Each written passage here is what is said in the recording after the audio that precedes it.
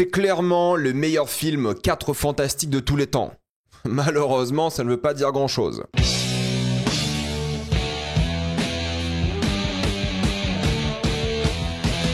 Les 4 fantastiques, premier pas. Comme d'habitude, jusqu'à la minute indiquée dans le titre de la vidéo, il n'y aura pas de spoiler, soyez tranquille, après on va tout spoiler. Les 4 fantastiques racontent l'histoire d'une équipe de super-héros qui doit faire face à une menace existentielle. En effet, Galactus, le dévoreur des planètes, est en route vers la Terre. Avant de commencer cette vidéo, j'aimerais remercier le partenaire officiel de celle-ci, c'est BorgosVPN et ses 38 millions d'utilisateurs et presque 5 sur 5 sur Trustpilot. Vous les connaissez, c'est le meilleur moyen de soutenir la chaîne et c'est un service utile que j'utilise tous les jours. Je vous mettrai dans la description El Canto épinglé des sites internet qui vous disent dans quel pays se situe le film que vous voulez regarder. Ensuite, vous changez de pays. Canada, États-Unis, Belgique, Suisse, Royaume-Uni, Italie, vous allez avoir la VSTFR et même la VEF dans certains cas. Quelques exemples sur Netflix, vous avez Je suis toujours là, Paddington au Pérou ou La chambre d'à côté. Sur Disney+, vous allez avoir des films comme Blanche-Neige, Captain America, Brave New World ou encore The Amateur. Sur HBO Max, qu'il faut utiliser depuis l'application HBO Max, mais si vous avez un abonnement via Canal, vous vous connectez sur HBO avec votre compte Canal et ça fonctionne. Vous avez Sinners, Minecraft, Mickey 17 ou encore The Brutalist. Pour les gros consommateurs de YouTube, vous avez YouTube Premium pour beaucoup moins cher. Vous prenez un VPN, d'après moi, dans un pays de l'Union Européenne parce que c'est plus simple, comme la Roumanie, la Bulgarie. Il y a plein de tutos en ligne qui vous disent comment faire, ça fonctionne encore aujourd'hui sans problème. Et ça marche sur plein d'autres abonnements, comme Letterboxd, Patron aussi. Vous serez en bien plus grande sécurité avec un VPN, que ce soit sur la Wi-Fi de l'université, de l'hôtel, de l'aéroport ou même de chez vous. Vous pouvez partager un compte avec cette personne au total. C'est disponible sur tous vos appareils préférés sans aucun problème. Vraiment, tout le monde peut le faire en quelques clics.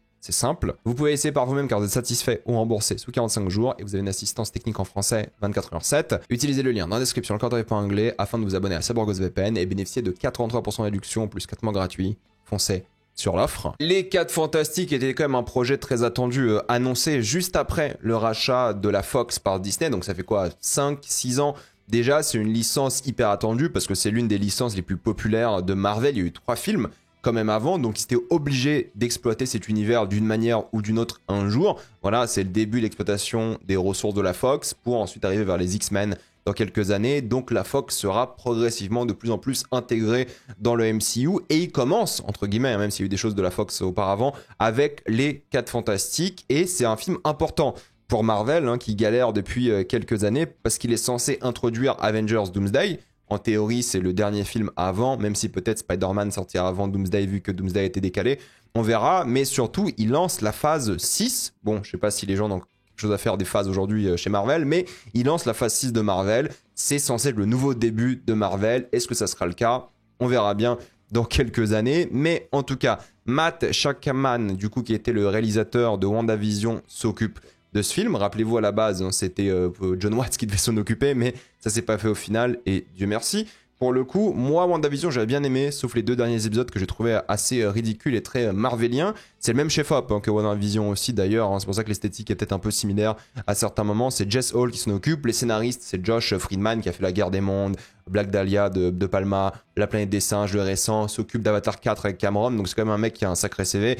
Et Eric Pearson, qui bosse chez Marvel depuis bientôt 20 ans. Donc c'est quand même des gens qui ont l'habitude de faire des films Marvel, mine de rien. Et on est face à un casting qui est quand même ultra apprécié, disons les choses, c'est un casting que tout le monde adore, qui est à la mode en ce moment, donc il y a quand même beaucoup d'attentes et ils voulaient pas risquer à avoir un casting qui n'allait pas plaire aux gens. Donc ils ont misé aussi énormément dessus, mais est-ce que c'est bien? Déjà, ce que j'aime bien, c'est qu'on est plongé dans une ambiance rétro-futuriste des années 60, d'une terre alternative, et c'est un New York qui est en théorie très coloré. Je dis en théorie parce qu'il y a des séquences qui sont très grises par rapport à New York, mais en tout cas, les couleurs dominantes sont le bleu et l'orange. C'est les 2 couleurs qu'on verra dans toute l'œuvre de manière générale, même si l'œuvre n'est pas extrêmement colorée non plus, mais on sent l'hommage à Jack Kirby, le dessinateur hyper connu de Marvel, l'un des pères fondateurs, et son travail qui est beaucoup mis en avant ici, je trouve, mais forcément en live action. Et j'aime bien de base la direction artistique, que ce soit les costumes et tout ce qu'ils ont fait autour, pour le coup, que ce soit aussi genre Johnny qui caresse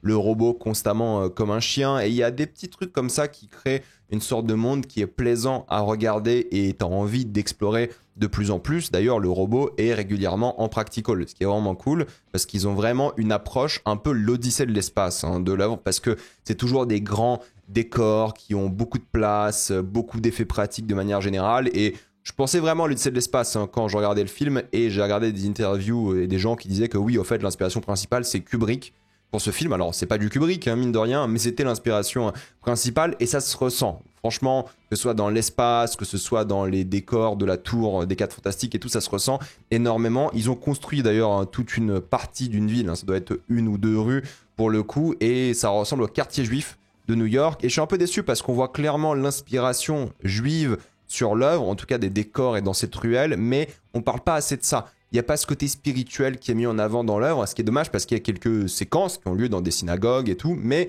ils n'en parlent pas réellement. Je sais pas si parce qu'ils n'avaient pas envie ou c'est juste un hommage, mais c'est dommage parce que quand même, avoir une menace comme Galactus, qui est une menace existentielle, divine, ça aurait été intéressant d'après moi de lier ça à la religion, la spiritualité, mais bon, c'est pas le but de l'œuvre. C'est un petit peu dommage, je trouve une petite déception par rapport à ça, mais en tout cas, l'œuvre, esthétiquement, veut se rapprocher du Panavision. Rappelez-vous, ils avaient même fait une blague dans l'une des bandes annonces, ils appelaient ça le Fantastic Vision, et pas mal des séquences ont été tournées en 16 mm, et d'ailleurs, moi je suis fan des visuels en intérieur. Pour le coup, tout ce qui est montré dans les bureaux, on va dire, ou la tour des 4 Fantastiques, c'est pas mal. Que ce soit en termes de couleurs, que ce soit en termes de photos, de manière de filmer, je trouve ça vraiment joli pour le coup. Par contre, dès qu'on sort un peu des décors qui ont été construits, il y a beaucoup de fonds verts et autres, là, c'est vrai que c'est beaucoup moins joli, surtout les effets spéciaux en extérieur, hein. Malheureusement, là, on n'échappe pas aux gros soucis habituels de Marvel. Il y a des choses globalement assez affreuses. Le bébé en CGI, normal, hein, ils n'ont pas le droit d'avoir un nourrisson pour tourner ce genre de film, donc ils ont un bébé en CGI tout le long. Il est immonde, franchement, il est vraiment horrible, le pauvre bébé pour le coup. Et oui, il y a ce gris marvelien qui revient de temps en temps dans ces moments d'action à l'extérieur, et c'est un petit peu dommage parce que je trouve que ça gâche un peu l'esthétique de l'œuvre qui est généralement plutôt jolie. Franchement, ça fait le taf, c'est pas mal. Et par contre, dans l'espace où c'est full CGI, là c'est vachement bien, c'est impressionnant, et lorsque c'est full VFX, c'est pas mal, sauf en ville, ce qui est un peu dommage. Et en plus, lorsque tu as des scènes comme ça, il y en a pas beaucoup dans les bandes annonces, donc vous allez avoir la surprise de beaucoup de scènes dans l'espace, il y a de l'idée, il y a quelque chose par rapport à la mise en scène, par rapport aux astres, par rapport aux engins de l'espace, par rapport à la Lune, par rapport à d'autres personnes dans l'espace. Il y a pas mal d'idées, et ça en vrai j'ai bien aimé. C'est dommage que ça soit pas durant tout le film en réalité. Et il y a des plans aussi sur la voiture, donc encore une fois des plans full CGI qui sont pas mal parce qu'on voit l'immersion, on la ressent, la vitesse de la voiture, en plus une voiture qui peut voler en même temps, donc il y a un vrai travail qui est fait aussi sur cette forme de verticalité qui est pas mal, qui arrive de temps en temps dans l'œuvre. Mais globalement c'est vrai qu'il n'y a pas beaucoup d'idées de mise en scène, sauf dans l'espace comme je vous l'ai dit. C'est très classique et c'est un peu dommage parce que les scènes dans l'espace, on dirait clairement un autre film. On dirait 2001, on dirait Interstellar. Dans le montage, la photo, c'est pas exceptionnel, c'est ok, ça passe, les effets spéciaux un peu décevants comme je vous l'ai dit. Et WandaVision, je trouve, du même réal, hein, était beaucoup plus inspiré et tentait plus de choses par son format aussi. Là, on est dans quelque chose de bien plus classique, bien plus académique, moins marquant visuellement, moins mémorable, je trouve. Et les séquences où ça s'inspire clairement d'Interstellar sont les meilleures séquences du film, et aussi 2001 évidemment, mais il n'y en a pas beaucoup, fatalement. C'est ça qui est un peu dommage. Et d'ailleurs, pour ceux qui se posent la question, il n'y a pas beaucoup d'action de manière générale, hein. Dans le film, c'est pas du tout... Enfin, c'est pas que c'est pas un film d'action, ça l'est, mais il n'y en a pas beaucoup. Il n'y en a pas beaucoup pour un film Marvel, surtout, j'ai envie de vous dire. Donc, vous attendez pas un gros film d'action non plus. Par contre, qu'est-ce qui est intéressant? C'est la famille. Est-ce que la famille s'en sort bien? Je dirais que oui. Il y a un bon flow dans la conversation entre eux, il y a des bons dialogues, je trouve de manière générale, c'est pas juste de l'exposition bête et méchante, c'est pas surexplicatif, c'est pas mal. Alors ils expliquent beaucoup de choses aussi, hein, mais c'est naturel, c'est organique et ça j'aime bien. On comprend la personnalité de chacun, c'est vraiment bien foutu de ce point de vue-là, il y a plein de détails par rapport à qui ils sont, ce qu'ils font et tout, donc ça j'ai bien aimé. Par contre, il y a des personnages qui sont sous-exploités, comme la chose qui fait pas grand-chose, voilà, c'est le comportement de nounours utile, qui a déjà accepté sa condition, donc il n'y a pas vraiment de débat sur qui il est, ce qu'il fait. Et puis c'est comme ça, quoi. Voilà, franchement, il n'y a pas de développement de personnage de ce personnage-là de manière générale. Là où Johnny est une partie intégrante de l'œuvre, qui a une évolution sympathique, il n'y a pas beaucoup d'évolution des personnages, mine de rien. Lui, il y en a un petit peu, il y a quelques petits moments comme ça, mais c'est pas vraiment le but de l'histoire de faire évoluer les personnages. C'est plutôt l'idée de tester leurs relations, leur famille, leur couple. Et le couple, oui, est sympa, est mignon. Il manque, je trouve, quelques scènes de manière générale dans le film par rapport à la famille, par rapport aussi au couple. Et quand tu regardes les bandes annonces, les deux qui sont sortis, il y a pas mal de scènes qui ont été coupées, qui sont des scènes de repos, qui sont des scènes calmes, t'as l'impression. Et c'est un peu dommage parce que c'est là que vient le gros souci, entre guillemets, pour moi du film, c'est que Le début est top. Franchement, le début est top. L'introduction, on n'a pas de nouveau l'origin story. On met en place les fusils Chekhov. On t'explique un peu ce qui va être utile dans le film de manière générale. Voilà, c'est pas forcément subtil, mais c'est pas mal. Il y a une vraie montée voilà, crescendo, je dirais, des événements, des enjeux. C'est vraiment cool. T'es ancré dans ce monde, tu le découvres. Les séquences dans l'espace sont assez géniales aussi, j'ai envie de vous dire. Ça va vite, mais c'est bien. Et après, le film se pose pendant un long moment. Et en théorie, ça devrait être intéressant parce qu'il prépare l'arrivée de Galactus, et c'est là que le film se concentre trop sur le scénario et pas assez sur les personnages. Je pense qu'en voulant créer un plan pour arrêter Galactus et en ayant plein de parties mouvantes à droite à gauche, ils ont oublié de se concentrer sur les personnages, sur ce qu'ils ressentent émotionnellement, sur ce que nous on pourrait ressentir émotionnellement, et c'est hyper vite expédié à la fois par rapport aux personnages parce qu'il n'y a pas grand chose sur eux, et en même temps tout ce passage là sur la préparation est long parce qu'il se passe pas grand chose émotionnellement. Et c'est là que je suis déçu parce que le climax, pour moi, est vraiment décevant. Il est pas mauvais, hein, mais franchement, c'est le moins bon passage du film et c'est un peu tous les travers hein, des films Marvel qu'on a l'habitude de voir. Donc pour moi, il y a un vrai problème de rythme. Non pas parce que le film est trop court ou trop long, c'est qu'il manque 10-15 minutes qu'ils auraient dû mettre ou faire différemment dans l'œuvre pour nous donner plus de temps avec ces personnages, pour qu'on les aime encore plus. Ou alors les habitants de la ville qui sont aussi expédiés de manière... peu intéressante, pourtant il y a un impact hein, sur les habitants, les 4 fantastiques et tout, c'est pas négligeable dans le film, mais ils l'ont mal fait, j'en parlerai surtout en spoiler, donc j'aurais aimé peut-être 10 minutes faites différemment pour passer du temps avec la famille, et moins sur le plan de comment arrêter Galactus, ou alors rajouter 10 minutes de film, on a quelques séquences avec la famille qui est plus calme, plus paisible, plus douce, ou alors avec les habitants. J'aime bien avoir un film d'1h55, c'est cool hein, pour le coup, si on a le générique ça fait 1h45, donc c'est bien, mais j'aurais apprécié plus de temps pour être plus émotionnellement dans cette famille, avec eux, y croire. Il y a des choses qui sont bien, hein. Par contre, la surfeuse d'argent, je trouve que c'est un super personnage, c'est une vraie antagoniste qui surfe réellement, d'ailleurs, sur les astres et tout, donc c'est vraiment très stylé de ce point de vue-là. On n'a pas montré grand-chose dans la bande-annonce, mais il y a beaucoup de scènes avec elle, mine de rien, on la développe, il y a un peu d'émotion par rapport à elle, il y a les meilleurs visuels, je trouve, de l'œuvre, quand c'est la surfeuse d'argent, donc c'est vraiment bien. Maintenant, Galactus, moi, je suis un peu divisé, c'est-à-dire que, oui, en réalité, c'est comme Sakura si vous voulez, il est bien, mais je vais pas m'en rappeler. C'est pas un antagoniste que je trouve mémorable. Je trouve qu'il est pas assez impactant en termes de son, en termes de visuel. Je suis un peu déçu aussi, mine de rien. Il est pas assez menaçant sur place. J'en parlerai en spoiler. Et je trouve que l'acteur n'a pas assez eu à jouer alors que c'est un super acteur. Donc voilà, regardez le film Misanthrope qui est bien meilleur avec l'acteur. Il est génial dans le rôle. Et moi, lorsque j'ai vu Misanthrope et j'ai appris qu'il avait joué à Galactus, je me suis dit putain, génial. Et au final, il n'y a pas grand chose à se mettre sous la dent en termes d'acting, par exemple, ou même en termes de menaces. Je trouve que c'est un personnage qui est vraiment mis de côté et qui est pas hyper intéressant. Encore une fois, j'en parlerai après. Mais oui, j'aime bien plein de choses dans l'utilisation des pouvoirs. Je trouve qu'ils ont vraiment bien mélangé la vie de famille et la vie de manière générale normale des humains avec leurs pouvoirs. Surtout Sustorm qui utilise souvent ses pouvoirs par rapport à sa maternité. Il y a d'ailleurs plein de blagues assez cool et adultes par rapport au fait des jeunes femmes, d'avoir des enfants et tout. Donc il y a plein de choses que j'aime bien par rapport au pouvoir, comment c'est utilisé de manière générale. Johnny, par exemple, qui va souvent s'allumer dans des pièces sombres pour faire de la lumière, c'est pas mal. Reed Richards qui va écrire sur un tableau, mais avec ses pouvoirs d'élasticité pour écrire plus loin. Il y a plein de petits trucs comme ça que je trouve cool, mignons. Leurs pouvoirs, on dirait qu'ils sont vraiment compatibles avec la ville, parce que Johnny Storm, par exemple, je sais pas, soudre quelque chose, t'as l'impression, pendant que Sue va essayer de mettre le métal au bon endroit. Donc c'est pas mal. Maintenant, en termes d'acting, ça reste un film Marvel, du coup, il y a très peu de chances d'avoir des performances de dingue, mais tout le monde fait le taf, et tu ressens comme une bonne alchimie. Même s'ils n'ont pas cette scène, je trouve, entre eux, il y a quand même un cœur petit, hein, mais émotionnel. T'aimes bien les suivre, et leurs interactions sont bonnes, je pense aussi grâce aux acteurs, même si c'est pas des performances de fou. Parce que ça, les thématiques de l'œuvre, hein, c'est évidemment la famille, son fonctionnement, la parenté, la peur d'avoir un enfant, la peur de pas être un bon père, ce qui est pas mal mis de côté. Encore une fois, j'aurais aimé plus de scènes par rapport à ça, les différences dans un couple qui sont aussi mises de côté, malheureusement. Il y a aussi cette envie d'aller au-delà des utiles qui revient assez souvent. Il y a aussi une critique du système mondial, on va dire, par rapport au côté utilitaire. On est prêt à sacrifier des gens pour peut-être survivre. Bon voilà, ça c'est quelque chose qui a été montré dans la bande-annonce, j'ai pas envie d'en parler ici tout de suite. Il y a aussi une sorte d'héroïsme qui est pas mal présent, mais aussi expédié. T'as jamais ce sentiment ni de famille, ni d'héroïsme. Ça va assez vite, fatalement, je trouve, alors que le film aurait dû se poser un peu plus à certains moments, et d'autres moments aller beaucoup plus vite. Bon, c'est mon avis, après chacun va avoir sa propre sensation hein, du rythme, et les médias, fatalement, n'ont pas une si grande importance que ça, parce que oui, les personnages sont une figure publique, mais l'impact n'est pas vraiment bien étudié d'après moi. Il y a quelques scènes par rapport aux médias, à la foule, au public, mais ils auraient dû aller un peu plus loin. Et la musique, bah écoutez, la musique c'est une belle réussite, je trouve, de Giacchino, qui la compose, mais encore une fois, je trouve que le film la met pas assez en avant.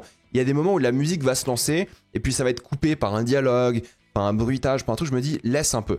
Laisse-nous kiffer la musique, parce que je pense que si on écoute l'album, honnêtement, l'album de Giacchino, là, sur les réseaux, on l'écoute, ça doit être un sacré banger. Mais, fatalement, le film coupe souvent la musique, et il y a rarement ces moments épiques en musique, alors que la musique est faite pour ça. Pour le coup, je pense que la musique est vraiment bien, j'ai envie de l'écouter, mais le film la coupe un petit peu, et c'est un petit peu dommage, donc ça gâche un peu ces envolées qui auraient pu être absolument excellentes d'après moi. Honnêtement, c'est un bon kiff, hein, je trouve, hein, Les 4 Fantastiques, c'est un bon film dans le MCU, il y a quelques lacunes classiques du MCU, surtout visuellement, en termes de rythme, je trouve que c'est pas vraiment émouvant, fatalement, ce qui est un petit peu dommage pour ce genre de film, ça va pas au bout de ses thématiques, ça va un peu trop vite, je vais pas forcément me rappeler du film, malheureusement, il y a des séquences que je trouve peut-être un peu trop banal et quelques déceptions. C'est classique en termes de mise en scène, sauf les scènes full CGI qui sont pas mal, je trouve. La scène post-générique est nulle à chier, franchement, ça sert à rien d'attendre. Alors oui, c'est important pour la suite, mais il n'y a rien de spécial pour le coup. Et c'est un bon moment, voilà, c'est un bon film même, je dirais, mais avec les lacunes habituelles de Marvel, ce qui me déçoit un petit peu, mais je peux vous le conseiller. C'est un bon moment, c'est un blockbuster sympathique, sans être exceptionnel.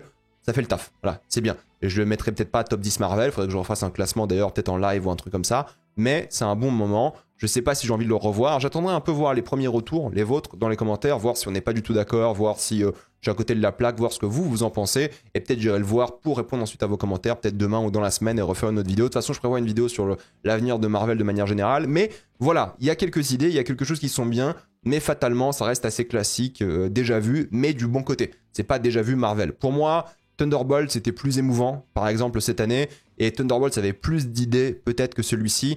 Mais je sais pas lequel je préfère des deux, parce que les deux sont bien, en réalité. Donc je les vois plus ou moins au même niveau. Même si Thunderbolt, c'était plus impactant, peut-être, et plus intelligent dans les thématiques abordées. Ce film-là reste vraiment divertissant et cool, donc je peux vous le conseiller. Mais je pense pas que vous allez forcément vous en rappeler non plus. C'est pas le top 3 Marvel, comme j'ai vu sur les réseaux beaucoup dire, par exemple. Non, ça l'est pas. Mais on va en parler maintenant en spoiler. Je suis très content qu'ils aient pas refait l'origin story, hein, parce que c'est bon, on la connaît, pas besoin, mais ils l'ont quand même raconté vite fait en mode télé, présentation, pour nous mettre dans l'ambiance. Donc c'est à la fois de l'exposition bien faite, expédiée rapidement, et aussi une introduction au monde, aux personnages, au lore qui se crée ici. Donc en vrai, c'est pas mal. J'aime bien comment ils ont expliqué que ça fait 4 ans qu'ils existent, qu'ils ont battu plein de personnes, surtout des monstres d'ailleurs. J'aime bien comment ils sont montrés comme des négociateurs hors pair, un peu les rois du monde qui ont unifié le monde. Il y a des plans aux Nations Unies, d'ailleurs ça a été filmé je crois en Espagne à un bureau des Nations Unies. Donc ça c'est plutôt pas mal. Par contre du coup il y a une vraie déception par rapport à ça parce que je me dis ok, vous êtes les rois du monde, les négociateurs du monde et d'un coup le monde vous déteste et je trouve que cette chute n'est pas assez brutale. C'est pas vraiment ce qui intéresse le film et c'est un peu dommage parce que il y a quelques réactions à droite à gauche, il y a la chose dans la rue qui se fait un petit peu insulter vite fait, il y a du coup tout le monde qui est en bas de la tour des 4 Fantastiques sont en train de manifester et c'est léger je trouve parce que ça les atteint pas émotionnellement. Je trouve qu'il n'y a pas ce lien entre eux et la foule. Il y a cette scène avec la chose et les enfants, mais c'est surtout une scène pour montrer que la chose est acceptée comme héros aussi et non pas insultée comme une créature, des choses comme ça, mais surtout pour mettre en avant son love interest. Mais là, oui, tout est réglé par un discours, qui est un bon discours que je trouve utile et moralement bon. Le fait de ne pas sacrifier un enfant pour la Terre, mais ne pas non plus sacrifier la Terre pour l'enfant, je trouve ça bien, mais je les sens pas assez impactés. Pour des gens qui sont si importants, c'est des politiques en réalité, mais des rois du monde et des super-héros, des rôle modèles, on va dire, bah, l'impact que la foule se retourne contre eux, j'ai trouvé un petit peu léger, et j'aurais aimé que ça les impacte peut-être émotionnellement. Bon, c'est pas l'objectif du film, c'est pas l'intention du film, c'est pas si grave que ça, mais c'est vrai que c'est réglé de manière assez rapide, parce que le film, c'est pas ce qui l'intéresse, et vous voulez pas que ce soit un enjeu majeur de regagner la confiance de la foule, alors que ça aurait pu être intéressant, mais bon, c'est pas l'objectif, et je dis pas que c'est une grosse critique négative, mais c'est expédié assez rapidement. Et au lieu d'avoir ça comme critique négative, on aurait pu avoir une scène intéressante en mode ok, bah en fait toute la planète doit faire confiance aux 4 Fantastiques et tout, ou alors avoir des débats qui sont un peu expédiés encore plus vite, et se concentrer sur la famille. Pourquoi ? Parce que moi je trouve que la scène du dîner au début, elle est géniale, tu sens l'alchimie, tu sens que c'est une vraie famille, qui sont proches, mais il y a peu de moments entre eux tous, en fait, en réalité.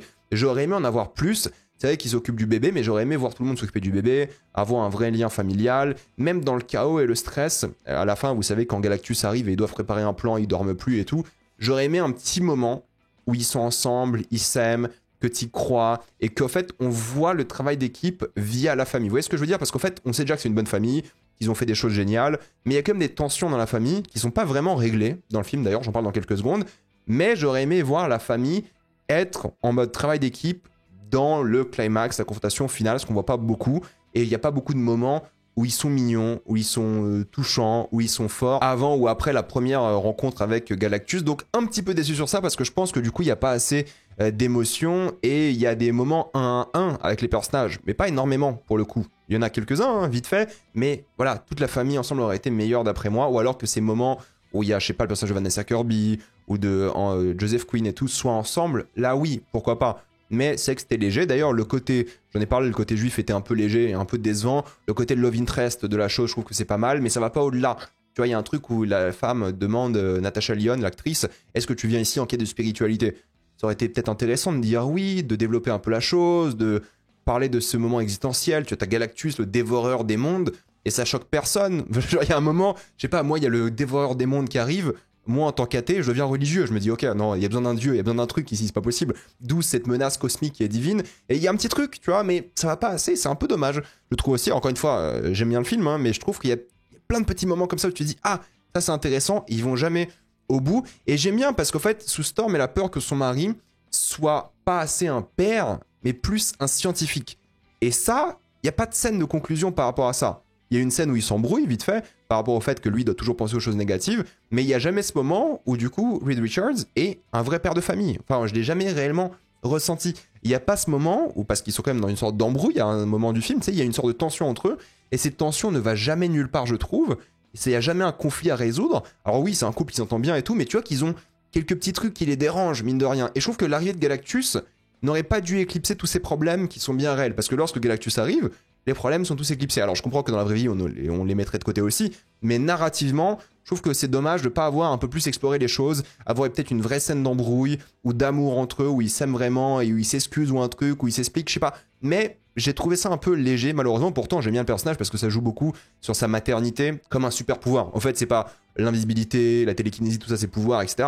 C'est le fait que c'est une mère, c'est ça le vrai pouvoir, et ça, j'aime beaucoup dans le film, et c'est montré par cette scène rigolote à la fin où les trois mecs essaient de configurer la voiture pour le bébé. Voilà, ça montre qu'en fait, être une mère, c'est un super pouvoir que uniquement une mère peut avoir, et ça j'aime beaucoup. La naissance sans gravité est touchant parce qu'elle est plus forte que la gravité, entre guillemets, puis c'est mis en parallèle avec l'un des soleils qu'on voit à ce moment-là, ou je sais plus si c'est Galactus qu'on voit en fond, mais bref, il y a un vrai parallèle qui est vraiment bien, la scène de naissance est géniale, je trouve que toute cette séquence-là, elle est bien, et c'est ça le super pouvoir en réalité, c'est être une mère. C'est le récit d'une mère aussi, et c'est la maternité et son super pouvoir de mère qui sauve la situation. Et ça, en réalité, j'aime beaucoup, et je pense que c'est une belle morale pour l'œuvre aussi. Juste dommage, encore une fois, que ce Reed Richards, qui est trop protecteur, il veut même littéralement protéger toute la ville. Il a trouvé quoi, 47 gangs à éliminer ou à mettre en pause, à les suspendre pour protéger son enfant, donc il est hyper protecteur.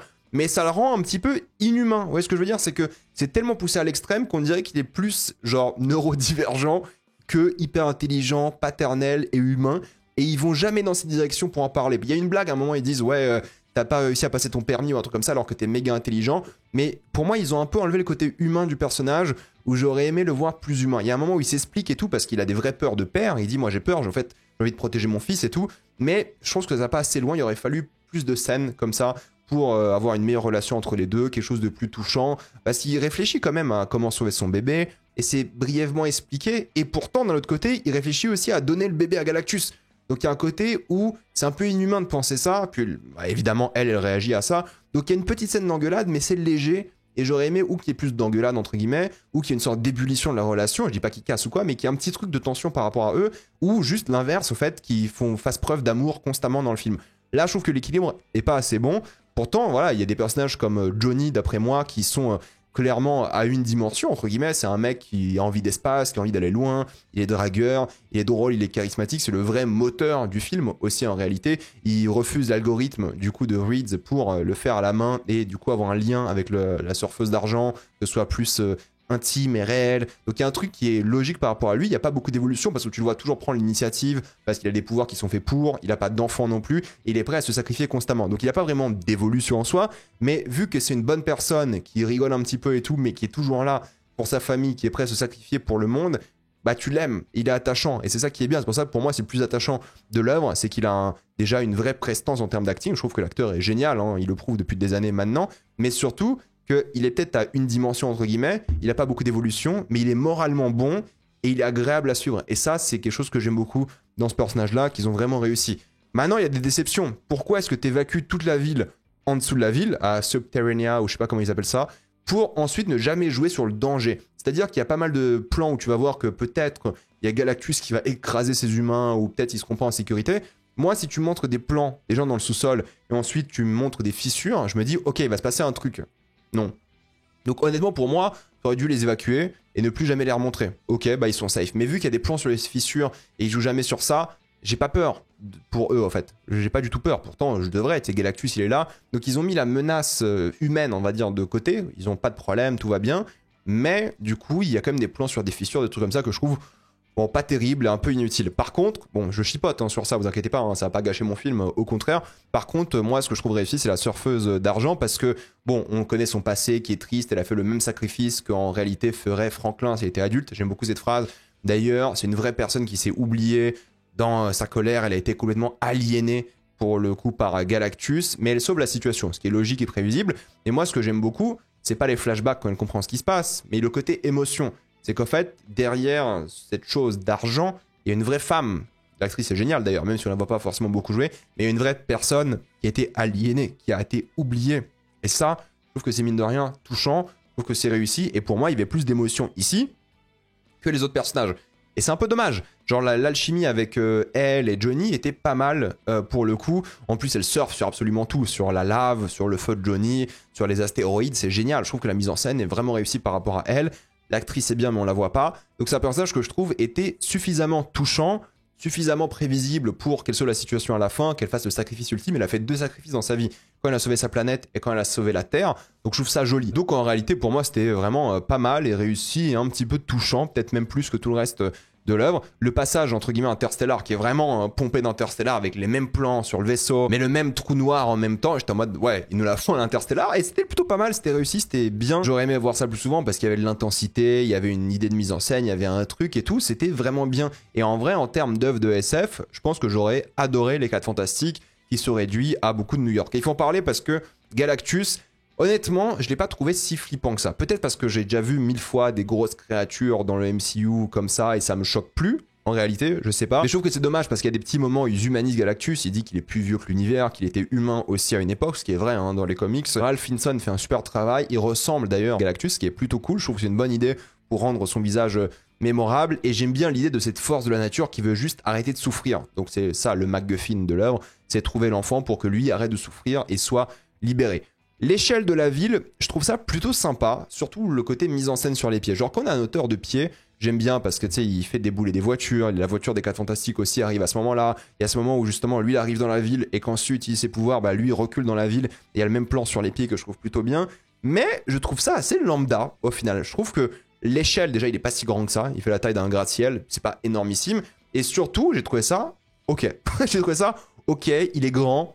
Mais encore, tu vois, il a quelques pouvoirs, un petit peu. Il n'y a pas vraiment d'originalité dans le traitement de Galactus en tant que présence dans la ville. Et à ce moment où il regarde la Statue de la Liberté, tu dis, peut-être il y a un truc. Peut-être il voit, je sais pas, l'arc a créé les humains. Peut-être il se reconnaît dans cette Statue de la Liberté comme une sorte de grand géant aussi. Il y a un truc. En plus, vu qu'il arrive en mode tsunami, ça fait vraiment force de la nature. Mais honnêtement, j'ai trouvé le traitement vraiment banal. Alors oui, on comprend qu'il y a un mépris de lui qui considère ces humains comme des insectes et tout. Mais j'ai trouvé les scènes d'action ok sans plus, pas forcément marquante, ça manquait d'originalité. Quand Reed lui grimpe dessus, je trouve ça plutôt bien parce que tu vois qu'en fait il a une armure, il y a un moteur sur lui et c'est peut-être une idée pour justement le faire tomber ou je sais pas réussir à le piéger, quelque chose comme ça. Donc tout ça j'ai trouvé ok, j'ai trouvé bien, mais ça joue pas assez avec sa taille, ça joue pas assez avec l'environnement, ça joue pas vraiment avec quoi que ce soit avec lui, sauf peut-être Reed qui monte dessus et tout, mais c'est tout. C'est un peu dommage, tu sais, t'aurais aimé peut-être, je sais pas, qu'il se passe plus de choses avec des gens qui montent dessus en mode Shadow of the Colossus, des trucs comme ça, mais non. C'est assez banal. C'est pas mauvais, hein. C'est juste rien d'intéressant, rien de spécial. C'est ok, sans plus. Et il n'y a pas vraiment de narration de développement de personnages dans cette scène-là. Galactus n'est pas développé, les personnages principaux ne sont pas développés, il se passe pas grand-chose. Alors si Johnny décide de se suicider, mais ça on le savait déjà, et son sacrifice, il était prêt à le faire avant aussi, en réalité. Mais il se passe pas grand-chose narrativement dans cette scène d'action, ce qui est un petit peu dommage. Et j'étais pas grippé à mon fauteuil, j'étais pas impressionné.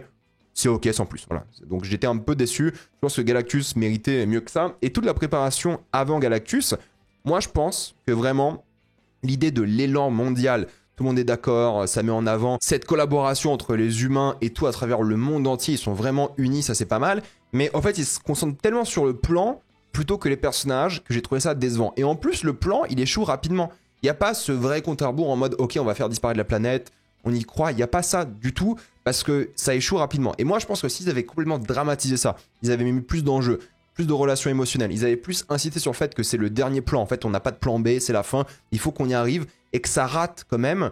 J'aurais trouvé ça plus fort, plus émouvant. Mais là, c'est expédié à la fois vite et lentement parce qu'il se passe rien sauf cette préparation. Les personnages ne sont pas évolués et en même temps, c'est fini d'une manière tellement brutale qu'ils n'ont même pas de plan B. Enfin, après, ils réorganisent un plan B et tout. Je trouve que c'était vraiment expédié rapidement. Et je pense que s'ils avaient mis plus d'enjeux sur ce climax-là, et s'ils avaient joué ça comme le climax, ça aurait été bien plus fort, bien plus émouvant.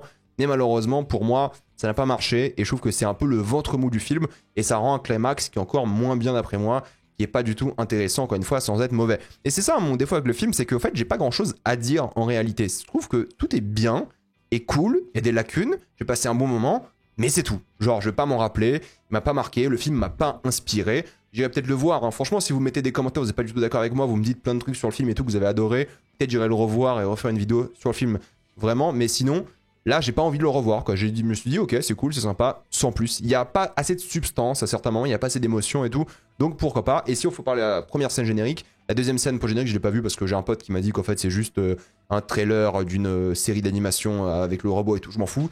Mais on voit du coup Doctor Doom, mais c'est nul, parce qu'on sait que Doctor Doom sera dans le prochain film, qui sort dans 1 an et demi, on sait que c'est lui le méchant, et on voit même pas Robert. Encore, on aurait vu Robert Downey Jr., j'aurais fait ok, scène post-générique intéressante, mais là, c'est bon, on sait qu'il veut Franklin, c'était prévisible, on sait que Doomsday sera dans le prochain film, voilà, on sait tout ça, donc c'est pas intéressant d'après moi, pour moi c'est même du gâchis, c'est une scène post-générique qui sert vraiment à rien, ça se voit que ça a été tourné en plus sans Robert Downey Jr., inutile. Donc on comprend qu'il a kidnappé Franklin, que ce sera peut-être l'enjeu du film, justement, mais c'est hyper léger quoi, ça t'avais pas besoin, ils vont sûrement le remontrer dans Doomsday, j'aurais préféré au moins voir l'acteur, déjà qu'on n'est pas fan du casting, mais au moins qu'il y ait un truc par rapport à ça en vraie scène post-générique, là c'est vraiment maigre, voire nul d'après moi.